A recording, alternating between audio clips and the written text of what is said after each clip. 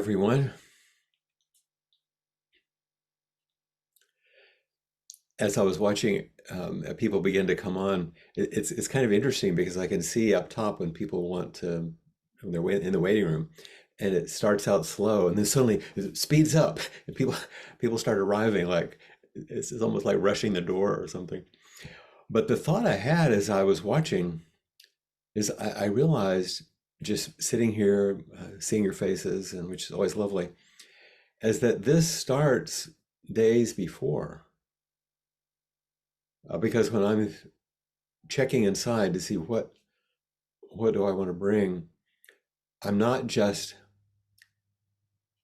thinking this way. I'm thinking about you, like what would be useful. So you're actually with me, and then you show up, and then you're in me because we've been together, and then I carry you forward. And so there's very little time when I'm actually not with you in a certain way. I'd never thought about it that way exactly. But it has something to do with what I will speak about a little bit today, and I hope we can speak about together. So let's begin sitting together.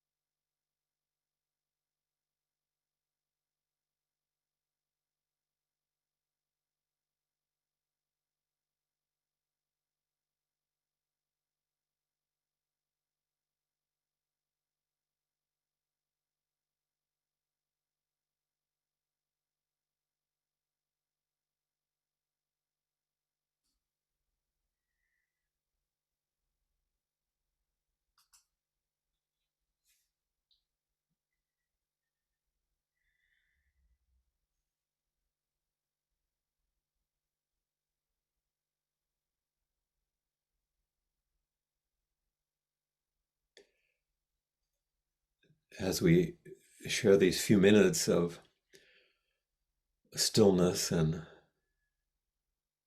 silence in a very soft kind of reflective presence,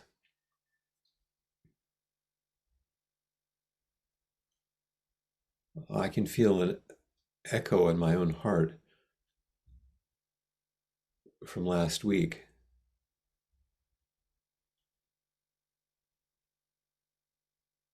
The echo of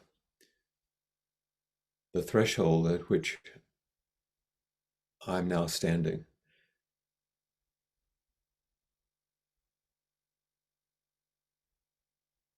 As we sit, we may notice the edge state, the threshold at which you're standing and sitting, walking.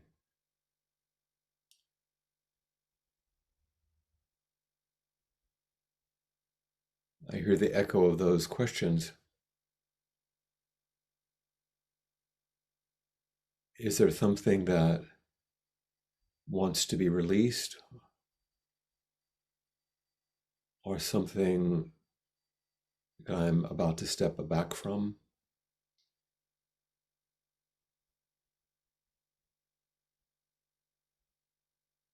Is there a new arrival, something to say yes to, a new entry point in my life? You needn't think too much or worry about these, they're just echoes. You may feel a little barrier or inhibition of crossing the threshold, wondering what gifts are needed to sustain you on your way.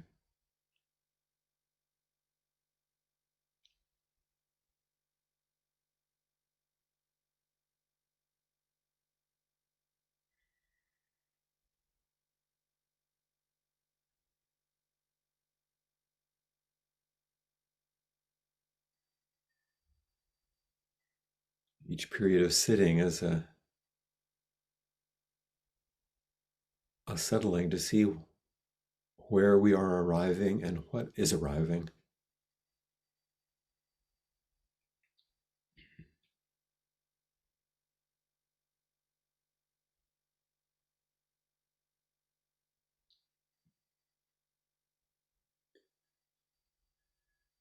And maybe you have that faint echo from last week's question, who am I without you?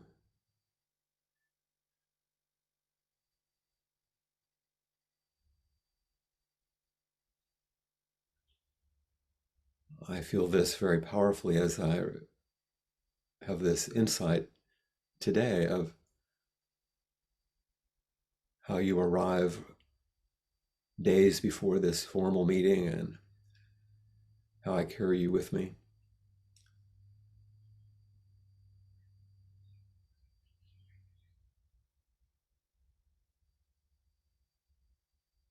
And the inside of that question, who am I when I no longer identify with my own stories?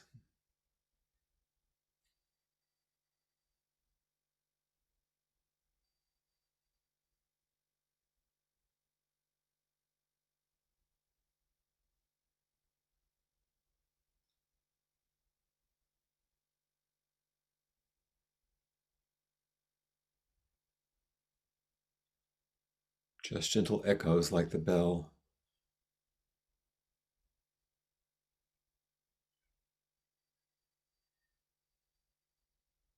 a bell ringing in the distance or fading away.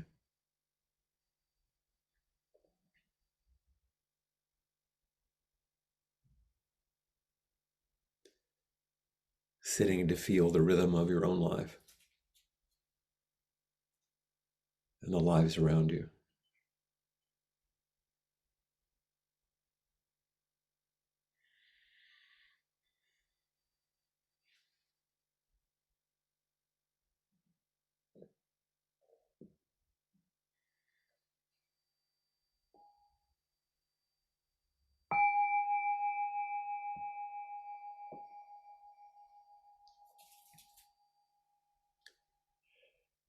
I would invite us this morning or this afternoon, evening, whatever, to invoke the four practice principles in the beginning today.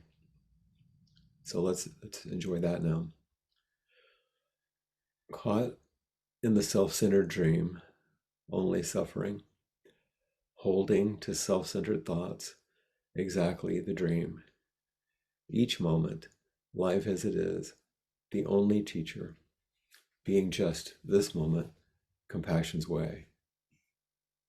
Caught in the self-centered dream, only suffering, holding to self-centered thoughts, exactly the dream.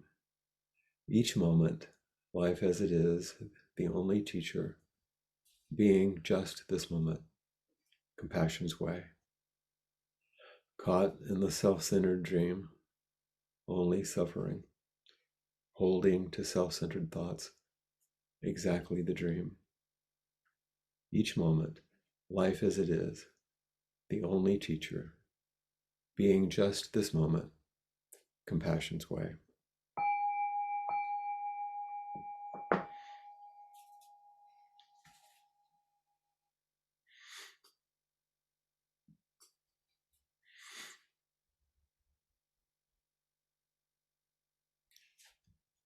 As I was feeling and reflecting on those kinds of echoes from last week and how they've carried me through this week, the one question that really remained was, and I don't mean just in a general way, but I'll speak about it in a larger way in a moment. The question is, what do we need most right now?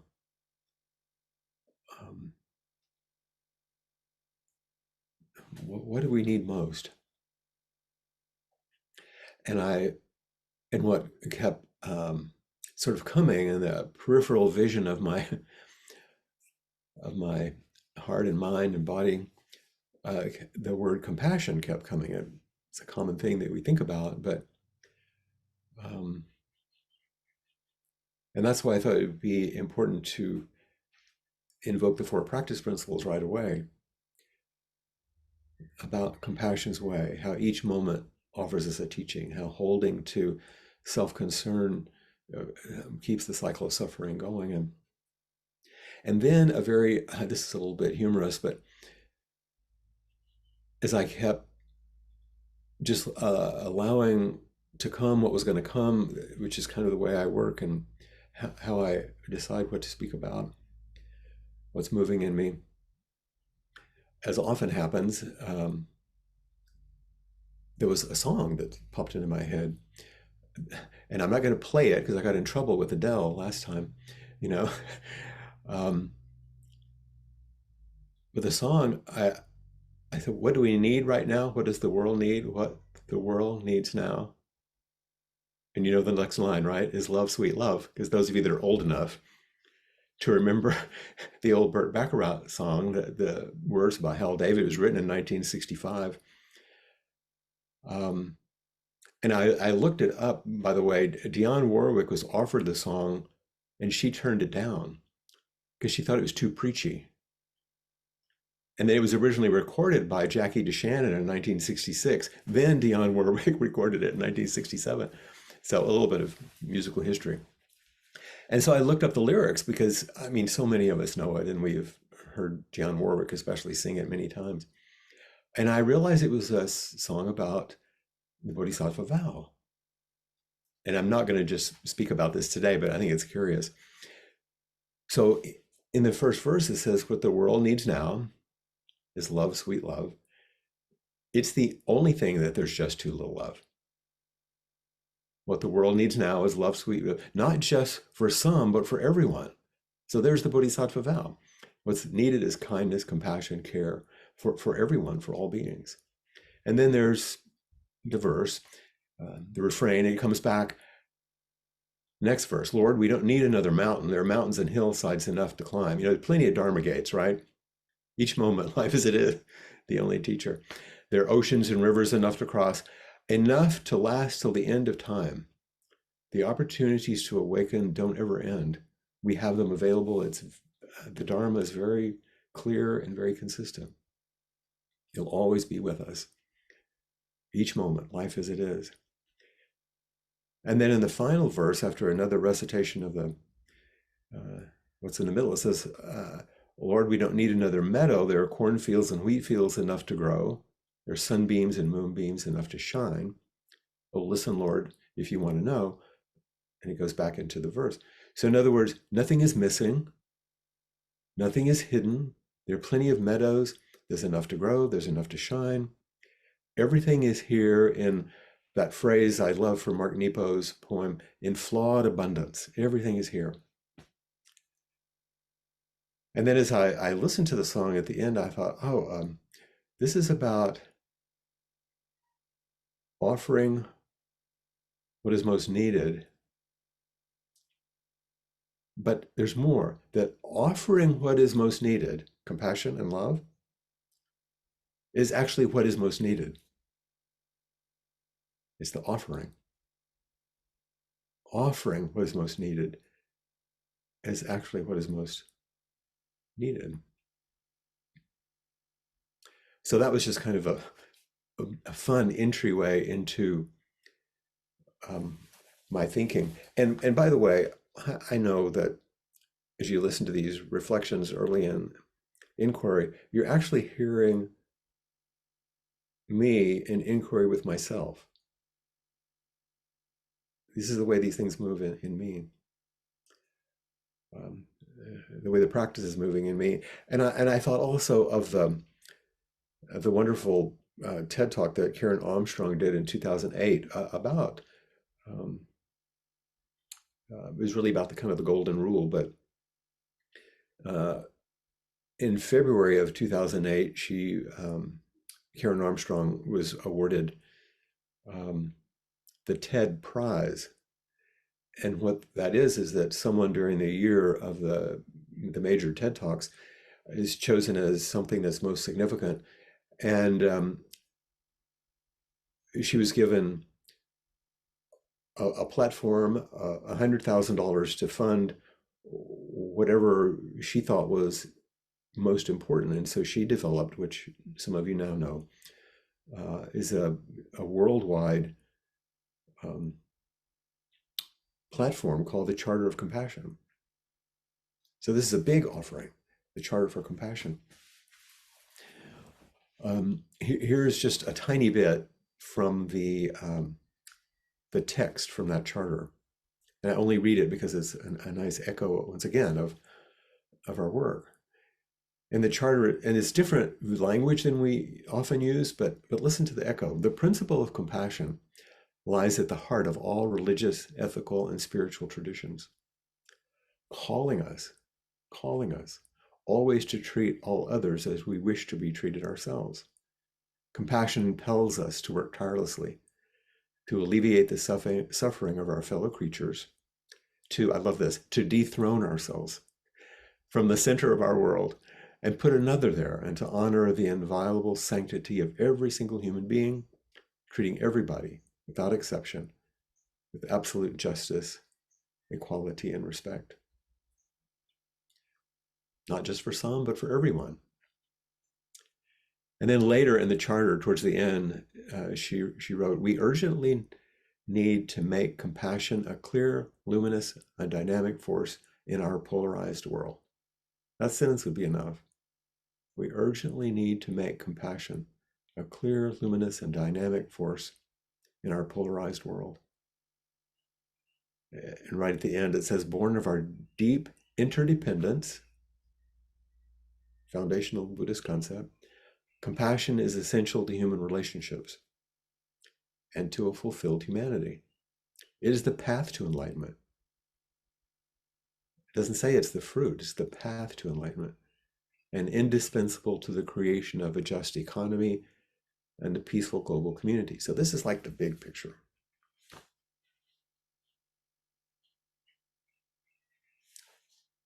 And it resonates with things that we know and that we practice, but I think it's always useful to come back to definitions and say, okay, we're talking about this great thing, but now what is compassion?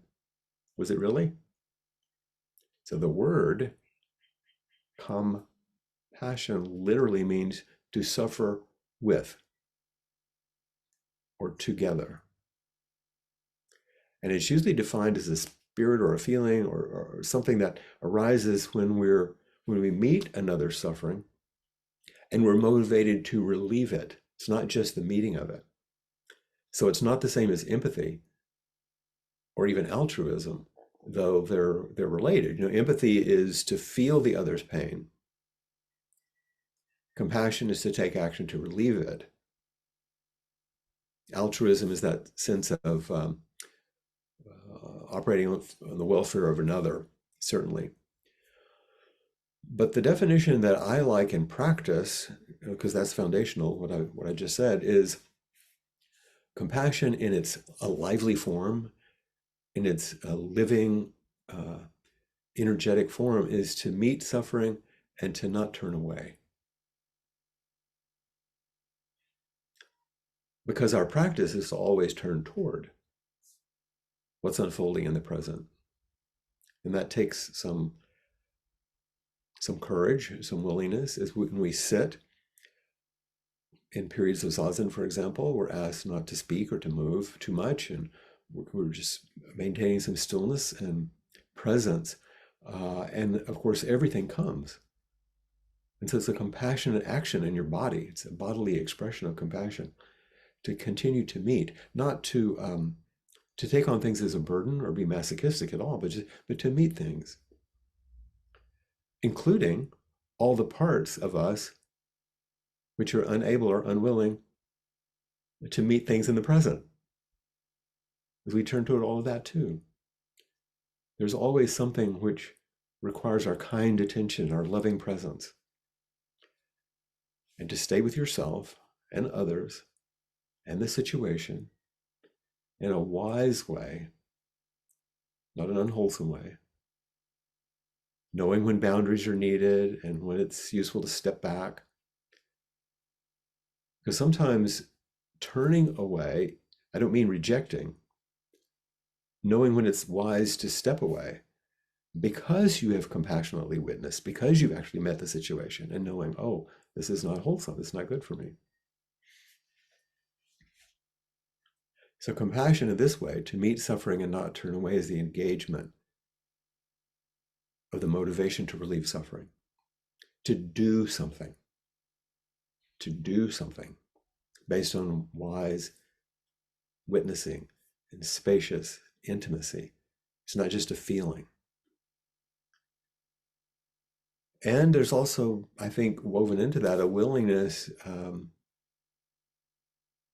One has to be willing to change what you're doing if you see that your impact doesn't match your intention. Oh, I was just being compassionate and someone feels differently. You have to pay attention there. So there's a lot in this, I know, but I wanted to reflect on some of these definitional things too. And by the way, just a word from our sponsor. We're starting on Thursday, there's going to be a retreat at Appamada offered as an integrated online retreat on training and compassion. And Joel Barna and Todd Bankler, two of our teachers in Austin, are going to be leading this hybrid retreat. So you can check that out on the upcoming events on the Appamada website, if you like. They're going to be using the Lojong phrases and Norman Fisher's book probably as a text, Training and Compassion. I would highly recommend it if you want to go further in this. And I'll mention maybe just one thing, and hopefully they won't be upset that I took this piece of it, because we can repeat it often. Of the 59 slogans which are used in the Lojong practices that were developed by Atisha in the 10th century and then taken primarily into the Buddhist tradition in Tibet, the first of the slogans is train in the preliminaries. Train in the preliminaries. And Norman Fisher talks about this, and you can think about it in three ways. Here are the three ways. One, and this is really just an echo of some of what I've just said. The preliminaries include everything challenging that's happened in your life at the moment when you start practicing. In other words, you use everything that's been a challenge, every bit of suffering, every difficulty, each moment, life as it's been. That's what you train in the preliminaries.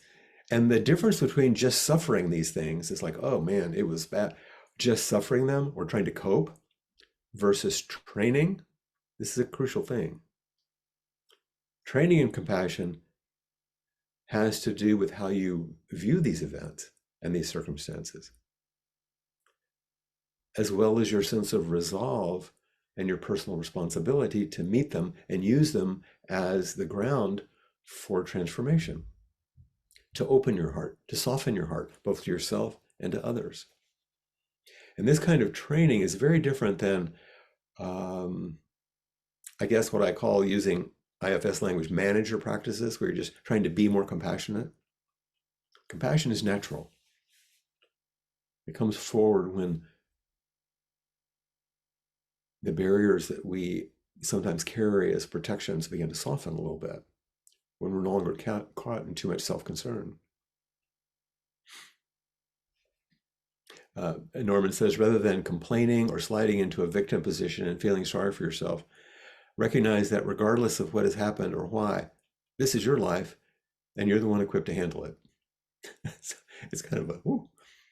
So it's a practice of maturing. This is a threshold question. Am I committed to taking good care of myself and facing my life no matter what happens?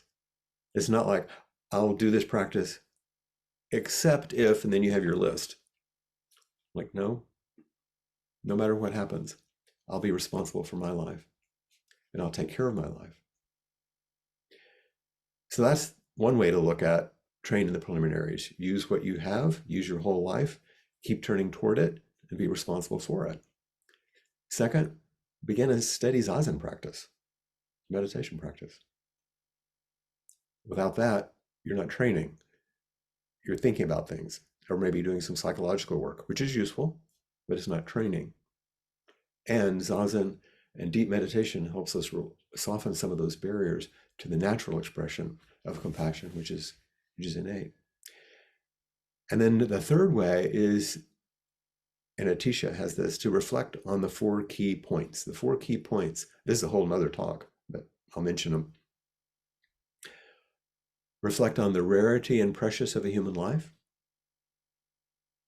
the inevitability of death, the awesome and indelible power of our actions, karma, and the inescapability of suffering, dukkha. We have a precious life. It will end. What you do makes a difference. And while you're doing it, there'll be some dissatisfaction, and that's not a problem. That's the way it goes. So this is the first point, training in the preliminaries. There are many more. So back to my original question, what does the world need? What do we need right now? Well, love, sweet love, but compassion, that willingness to meet suffering and not turn away. And to train in a wise and wholesome compassion. Not just a sympathetic, empathic way of being overwhelmed with suffering, but a wise and wholesome compassion, because it's grounded in practice, then expressed as our everyday life for the benefit of other being, real people. And as I was writing some notes and thinking about how to express this, and to remind us here early in the year, this is what we need most, I was speaking to one of my students. I had an individual inquiry session, and I've been given permission to say this. Some of you in the Midwest know Sasha Kuznetsov, who is the principal of a middle school Can you imagine a more terrible job? The principal of these middle school kids, I say that because it's like, oh my God, this is at Hidden Oaks Middle School, just outside of Minneapolis. Sasha was actually born in Russia, came with his wife here, and has lived here for 30 years, I believe, or more. He's a marvelous man. And I was meeting with him, and we really look at how his practice is expressed and reflected in his being a principal in this school. And he told me a story. And I thought, this is an example. This is the example of exactly what we're talking about here. And so I said, would you mind writing it down just so I don't get it wrong? Um, and he was still in the middle of school. He said, well, later when I get home, but because of our time difference, it worked, you know.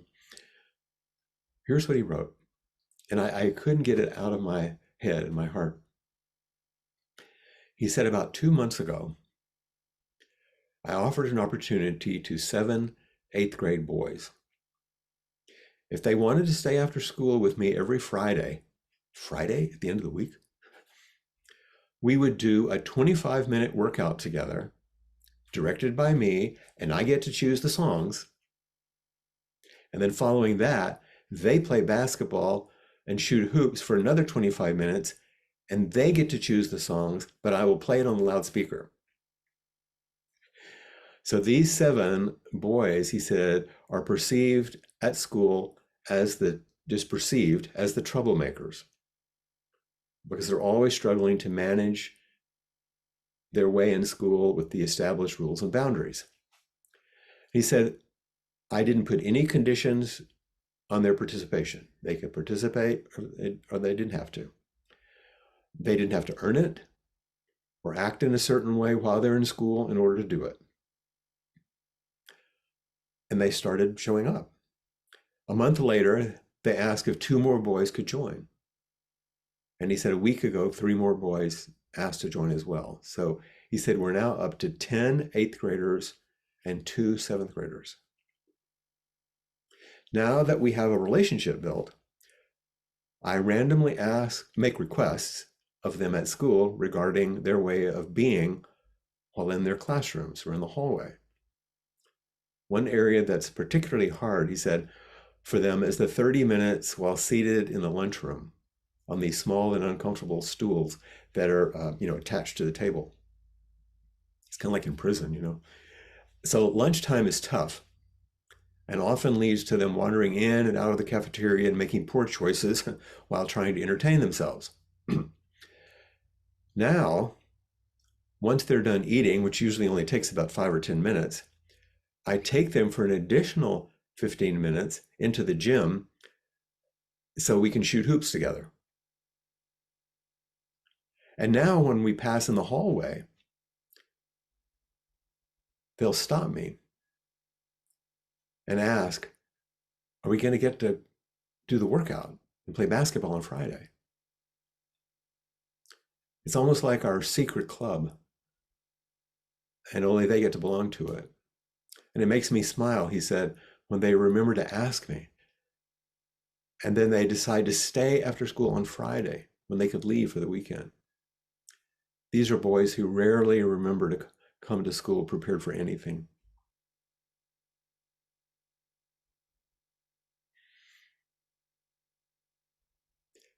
This is compassion in action. This is someone seeing a source of suffering and responding in a way that's wholesome, that makes a difference, and then calls forward something in a maturing way for these boys that they wouldn't have otherwise. And here's a principal who's tired and has many, many responsibilities staying on Friday afternoon because it's what's needed. What's needed most in the world? Compassion. That's kind of love.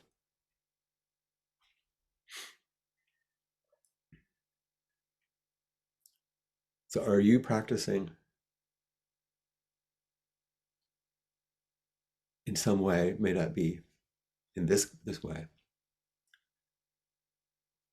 You may think of a time when you offered yourself in such a way that your small self was kind of in abeyance and your true nature manifested most freely.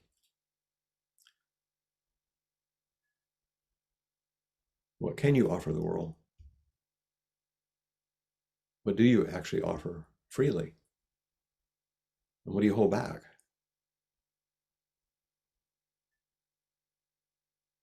Do you practice this kind of forbearance or tolerance that Sasha's talking about? What is your edge of patience? When are you most generous and spacious? And when do you notice you contract? All of it's useful. What are the blind spots? When do we engage kind of compulsively without being attentive? When do we lose focus? What helps us sustain our focus and commitment? Clear seeing. And not just where are we blind, where are we brilliant? And can you even admit your brilliance?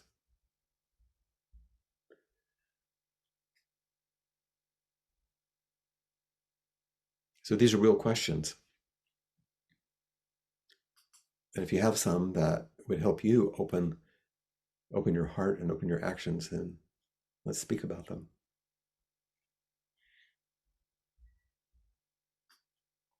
Hey, Cass.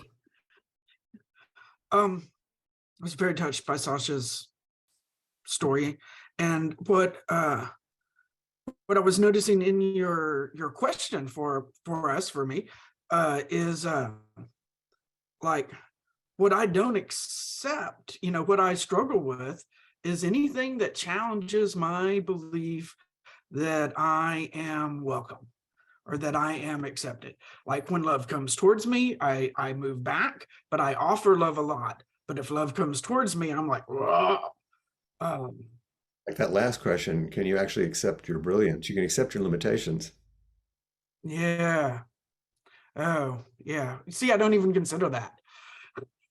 You know, after last week when you came forward, several people have said, I love it when Cassie comes forward because it touches me so deeply and then it calls me.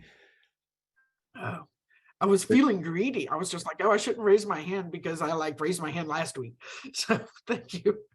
but I want you to hear that it's your vulnerable heart that calls people forward. Mm, Yes, you give a lot, absolutely.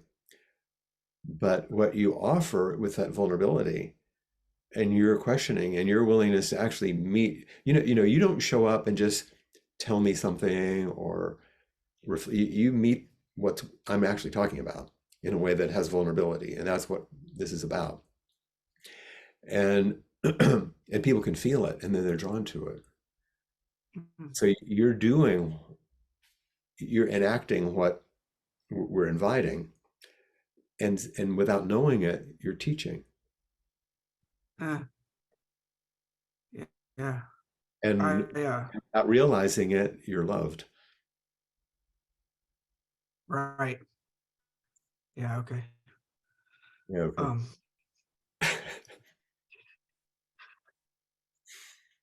um, yeah. I just I Happening. so enjoy the moments where like transforming the idea of an aggressor or a protector into an invitation. That has just really, really, really continued to just, weave around in there. So I That's adore that's these opportunities. that's a really important threshold to self-compassion too, because it turns what you would normally fight into something that you would meet. And so there's compassion we think about for others, but for all beings, that means I'm included. Mm, That's self-compassion. So, for example, when I say an essential part of our vow is I will take care of myself and not abandon myself no matter what happens. And people say, well, that sounds self-centered. You're just going to take care of yourself. But what precedes that or is underneath it is the realization that we're all connected and there's no independently existing self. Therefore, when I take care of this, I'm taking care of this. And when I take care of this, I'm taking care of that. It's all one thing. It isn't self-centered. So I'm immediately judging that I don't take care of this, Sometimes you even don't. if That's you're pointing true. to, yeah, okay. Yeah. And so you feel wholesome regret. That's important to feel the ouch of, I don't really take care of myself as well as I could. But that realization is the springing up of bodhicitta, of wanting to find that space of love. That's that place where bodhicitta, the hope that others be free, the hope that I be free of suffering, starts to flow. Now you can turn it into self-criticism. So if one of those Yeah. parts grabs it, you could go that direction. But here's the threshold. Precisely what you're saying. When you can turn what looks like a difficulty into an opportunity. That's practice. Exactly right on it. Thanks. I was talking about this in a group the other day, and somebody was asking me about how you start bodhicitta flowing. And we were using examples like you just given us. And I said, the first time I heard about this, I didn't understand it. And I was listening to a Tibetan teacher talk, and he said, when he was young in the monastery, he didn't understand this absolute bodhicitta, relative bodhicitta. And they said, when you're going to do lojong, these, what's it called, Tonglen practices, you want to start relative bodhicitta first, the really heart-centered embodied stuff before you can go to the big stuff. And so he was trying to decide how he could do that. And so one day he was walking up there's a walkway where you could do walking meditation on the roof of the monastery. And this is in Tibet. And so he could see down in the village. And one day he saw a bunch of kids really being mean to a little dog. Mm. It's like, oh, yeah, see? And suddenly his heart broke open. And he realized, oh, that's it. All I have to do is thinking about the suffering of another being and how things are difficult. This was a particularly contracting little place, of course. But that's all you have to do is come to inquiry and listen to someone speak or think about yourself. And your heart begins to open and that energy begins to flow. And now there's a place to move. So you've done that for us today. Thank you.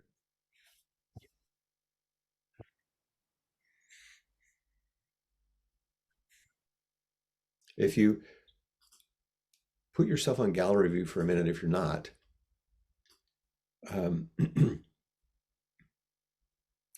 here, and you can see at least one page. There's a bunch of people. If you felt that kind of relative bodhicitta, that kind of compassion begin to move by listening and watching Cassie, just raise your hand. Anybody? Oh, there you go. Just wanted you to see that, Cass. It's true.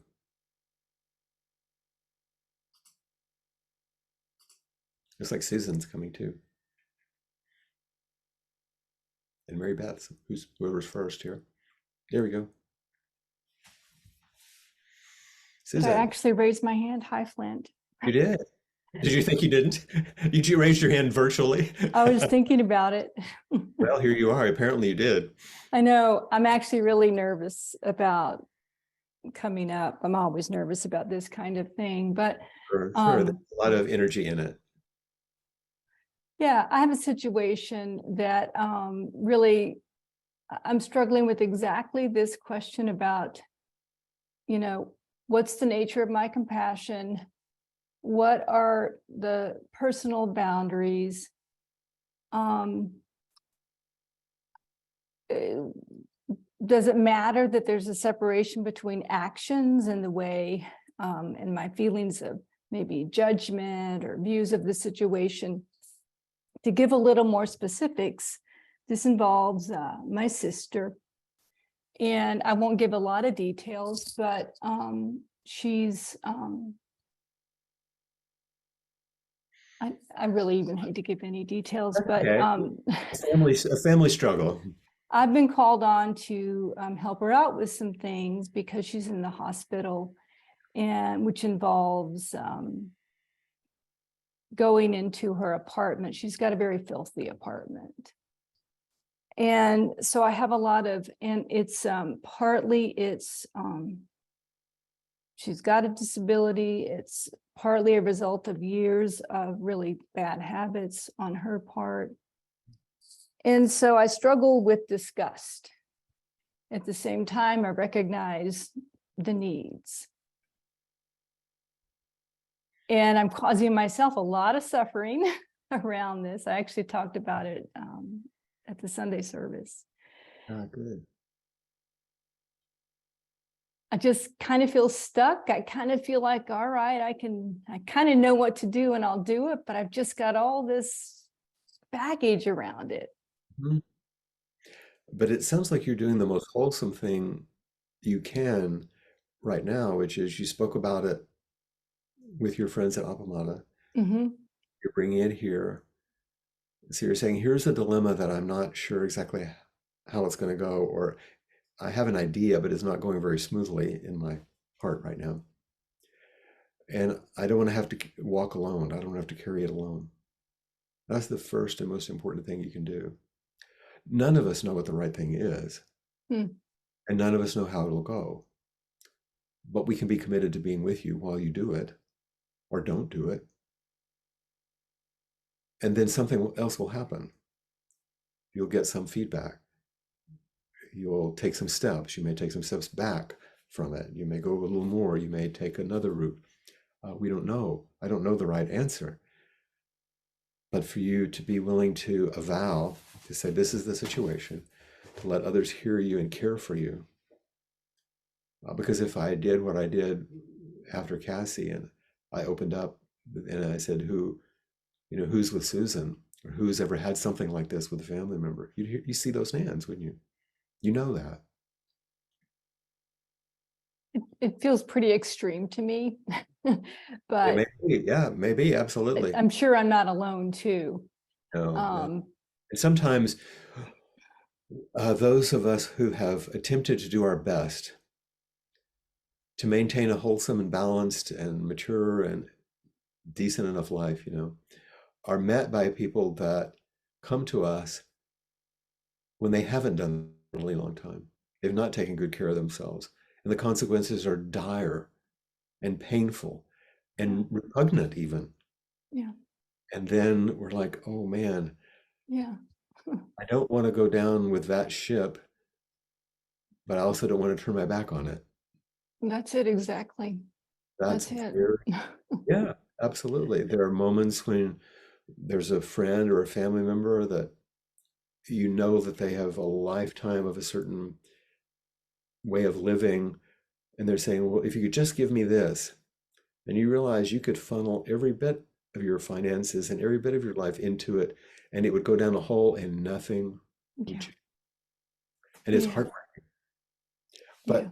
But you think, well, but I don't want to do nothing. Right. So then Right. you have to come, and maybe with counsel with others, certainly you have to come to a place of saying, this is what I can do. I'm a limited human being who has to be as compassionate to myself as the other. To do this would take me down. I don't want to be taken down. Right. That's right. But I can respond in this, and that's in my limited ways all I can do. Yeah, only you can know what that is, of course. And maybe that's enough. I mean, maybe it's like the It has to action be. itself, even if it's surrounded by all this ew or whatever, that's just the way it's going to be for Yes. now. For now. Yeah. But to know that you're limited and know that you can't fix or heal all of this, and Right. nothing you can do on the outside would shift a lifetime Right. of what's often destructive behaviors. But so you may not bring her totally into your life in that way, but you can always keep her in your heart.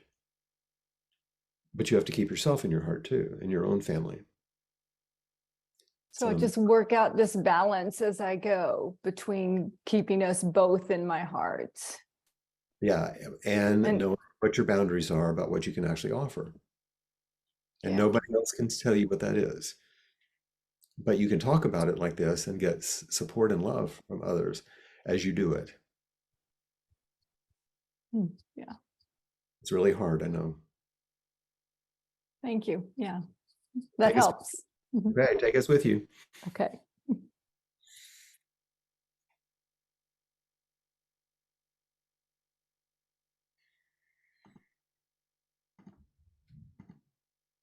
Hi, Mary Beth.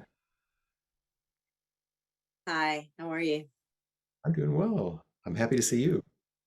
Thank you. It's so very interesting your talk today because I was just reading in the book But yeah, this there's the book. morning. Yeah, that's the book. Show that again so those who don't know it can see. There you go. Good. Uh-huh. And it's interesting because I have the awareness of what you're talking about, right? Like the awareness of people or situations that are suffering, right? And I have the desire, right, to work with the practice principles, right? And to just to be really skillful in meeting what is needed in a very compassionate way when there is suffering. I have it, right? Yeah. That's not Um, difficult for you. You got all that down. I got all it down. I got all that down. Where, I struggle is the ability to be skillful. And then the resistance I have because I don't feel like I have the ability to be skillful in meeting suffering. I don't know if I have a question. I just wanted to put it out there that it's something I practice with. And this morning I pulled this book out because I was like, oh, I'm going to find an answer in the book. Well, we long for it, don't we? And turn compassion to the path. And I'm like, and a lot of times I practice with people at work who are suffering in the business world, not in a clinical way. And it causes suffering for me. I just wanted to say that. I just want to come up here and say, I wish I was better at it and I'm working at it. And if Well, you that's the have any aspiration. tips, That's the what? aspiration. You have an That's the aspiration aspiration. to be skillful. Early on, especially for years early on in my training and practice as a psychotherapist, I had this aspiration to be a really good therapist. I want to be a really good therapist. I was around people that I admired and saw, and I realized after a while it was a barrier. Then I decided just to be a therapist. I mean, I And could decide to just be a human. I mean, when you said that, I was like, oh, I could just be a human and not have to save everyone. yes, that's my point. Is Yeah. that there's something you add on the top. Of course, there's an aspiration. That's our vow. In fact, at the end of today, we did the four practice principles in the beginning. I'm going to screen share the Bodhisattva vows, and we're going to recite them at the end. And they're kind of like, whoa. But all we can be is who we are. Yeah. That shifted something in me for sure. Yeah, just like Susan. It's like all we can do offer is what we can offer. And one of the amazing things about human beings is we have this imaginative intelligence and creativity. So we can imagine stuff we can't do. We can imagine how it could go. And that's beautiful. But it's a double-edged sword. Mm. Because it also sometimes we think we should in a certain way. In an unwholesome way, we can feel like we're constantly failing. Yeah, that hit me too. Yep. Do what you can in a limited, stumbly, bumbly way.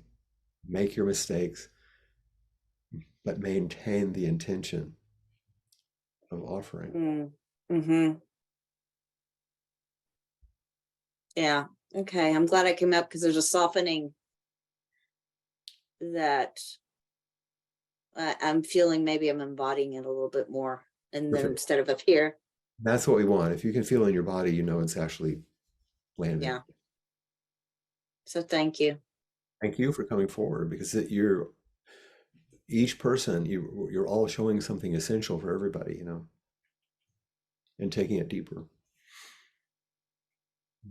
Thanks. This is an edge I face every single week. Because I think, okay, I'm going to offer something for inquiry or a Dharma talk or a presentation. And of course, I want it to be useful. But I can really tie myself up if I think it has to be good or better than last time or whatever ideas I get. But it's performative instead of wholehearted. This is not a performance. I'm opening my heart, my body, my mind, my life, and offering what I have to offer. And it will be what it is. When I was working this past week with Laura, who was here last week, and we were talking, they were working on a lot of hour after hour of interviews and questions that young people had brought. The day before we began, I had terrible anxiety, I didn't sleep well. And the voice that came, the part that arose was, who do you think you are? Like, you give advice to people and you have, somebody's going to think you're wise? It's crazy. And then on the other side, another voice came and said, but if you have the request of people who are struggling, it's not appropriate to say no. And if you have something to offer, it's not appropriate to not offer it. So what goes between not being elevated, but also not withdrawing? And you say, I'll just offer what I have to offer. And it's not up to me if people think, oh, you're being whatever, you're being elevated as some wise person. I don't get to choose. I don't have to deal with that. That's other people. But it is important that I not withdraw and hold back. And so that's how I felt this past week. So I'm going to screen share here. I hope it works okay with everyone. Does that come through okay? You can shake your head. Okay, good. So here's our final chant today. And for those of you that are unfamiliar with it, this is a classical recitation of the Bodhisattva vows. There are 4 of them. We do it 3 times, of course, Buddhism. And typically it's done 3 times with just the first person, like in the beginning, beings are numberless, I vow. But it's one of the sort of insights that we offered, that Peg brought forward and we've begun to use, is in the second recitation, we include all of us. In the third recitation, we make it universal. And realize that these, because of what we just said, these things are not things that you can actually accomplish. These are vows, which means they're endlessly orienting. They're not goals. So once again, I can talk about this more. Let's just say them together, okay? Here we go. Beings are numberless. I vow to free them. Delusions are inexhaustible. I vow to end them. Dharma gates are boundless. I vow to enter them. Buddha's way is unsurpassable. I vow to embody it. Beings are numberless. We vow to free them. Delusions are inexhaustible. We vow to end them. Dharma gates are boundless. We vow to enter them. Buddha's way is unsurpassable. We vow to embody it. Beings are numberless. This vow frees them all.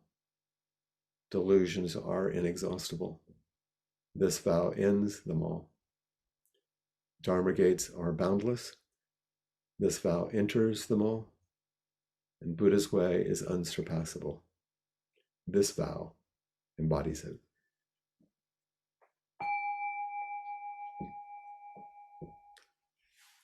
And as Maria comes on here in a moment, she often, among several things that she announces, are things about contributions. But I wanted to say something ahead of that. You needn't even mention it, really. Because of the generosity model that Appamada has implemented, if you offer a donation to Appamada in general, you're not paying for inquiry. You're not. What you're doing is saying, I want to make an offering so that these programs and the Zoom account and the computers and all of that can be supported so other people can receive the teachings. This is the practice of generosity, which is a compassionate action. You're offering a donation so that this can continue. You might offer a separate donation to me as a teacher. That's true. That's Dana, this individual. But all of these, it's not transactional because it's so common, in our way of thinking that these things are transactional. You're offered something, you pay for it. This isn't that. You're offered something freely. But all of this takes a bit of resources to maintain and to carry forward. So that's why we invite your contribution. And you can find a link for that on the website if you want. So you don't need to even say anything about it, Maria. I wanted to say that from a teacherly perspective because it has to do with these things that we're talking about right now. But you probably have some other things to say. Thank you.